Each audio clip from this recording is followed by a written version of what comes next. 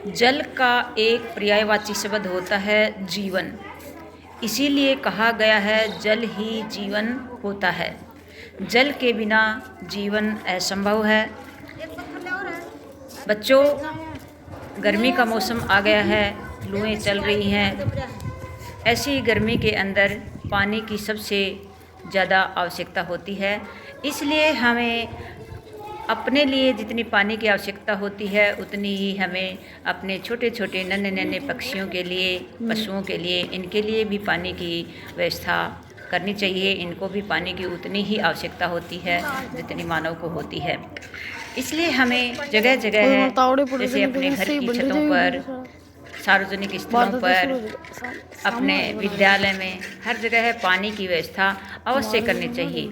ऐसा ज़रूरी नहीं है कि हम सुंदर सुंदर उनके लिए बर्तन बनाएं या कुंडी खरीद कर उसमें पानी डालें जिससे वो सुंदर लगे। ऐसी बात नहीं। हमारे घरों में पुराने मटके होते हैं। मटकों को ऊपर का जो हिस्सा होता है उसको सुंदर तरीके से तोड़कर और नीचे का जो हिस्सा होता है उसमें वो भी हम पानी के रूप में इस्तेमाल कर सकते हैं। जैसे मैं अभी ये बना रही हूँ आपके सामने, और 3-4 दिन से मैं छुट्टी पर थी, इसलिए इसमें काफ़ी शैवाल वगैरह जम गए हैं। इनको पीछे से किसी ने साफ़ भी शायद नहीं किया, और आज मैं इनको साफ़ करके और पक्षियों के लिए ताज़ा पानी डाल रही हूँ।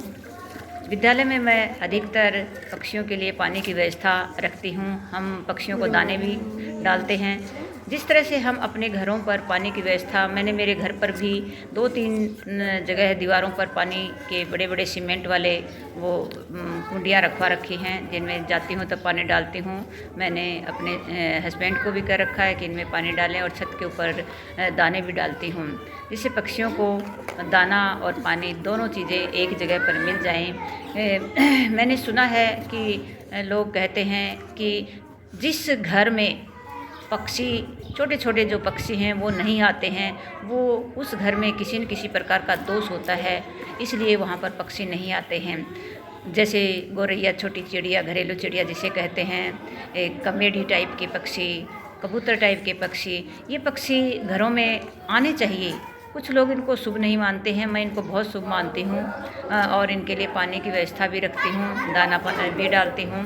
और सार्वजनिक स्थलों पर जहाँ भी मुझे इस तरह की कोई चीज़ दिखाई देती है तो मैं इस तरह की व्यवस्था पक्षियों के लिए करती रहती हूँ, और पक्षियों को दाना वगैरह आदि भी डालती रहती हूँ।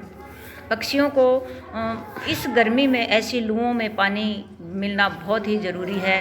पानी की व्यवस्था हमें हर जगह करनी चाहिए। और बच्चों, इस तरह के संस्कार आपके अंदर होने चाहिए। घर से भी सीखे जा सकते हैं, विद्यालय में भी सीखे जा सकते हैं, अपने शिक्षकों से भी आप जैसा देखोगे वैसा आप करोगे।